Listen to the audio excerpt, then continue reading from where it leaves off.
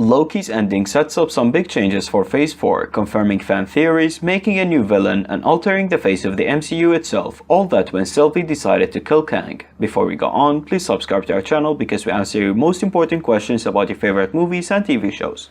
Episode 6 brought about a suitably grand ending for the MCU series, but also masterfully set up for Season 2 and the franchise's wider future. Through Season 1's 6 episodes, audiences witnessed the 2012 Loki variant, learn about the nature of the multiverse, the sacred timeline, and the Time Variance Authority, with the show slowly making clear that the TVA wasn't quite what it initially appeared to be. In the show's ending, the answer to this puzzle is provided, as Loki and the Lady Loki variant Sylvie meet He Who Remains. He is the person that created the TVA and crafted the sacred timeline, and he quickly explains that he made both in order to stop a multiverse-wide war, despite telling the protagonist duo that killing him will leave another one of his variants in his place. Sylvie murders He Who Remains, a decision that, as the show's ending reveals, places Marvel villain Kang in charge of the TVA and thus the MCU timeline seemingly. Loki Season 1 masterfully navigates weaving major concepts like essentially introducing the multiverse and alongside the personal growth of its main characters, resulting in an ending that is both satisfying and sets up an immense amount for the world of the MCU.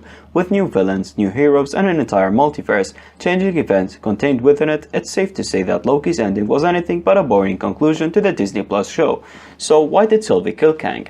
Sylvie's decision to kill Kang variant He Who Remains is perhaps the single most important event that takes place in Loki Episode 6, as it allows the iconic Marvel villain to replace him in the timeline and results in the multiverse once again forming in the MCU.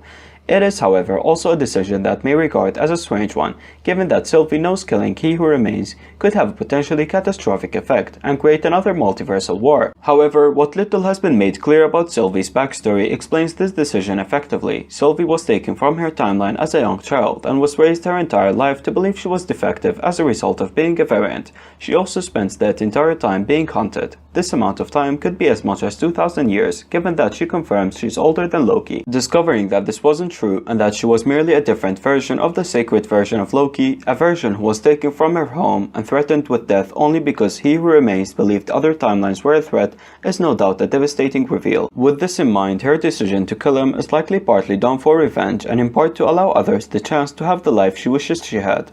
Thank you very much for watching. Drop a like and tell us down below what you think.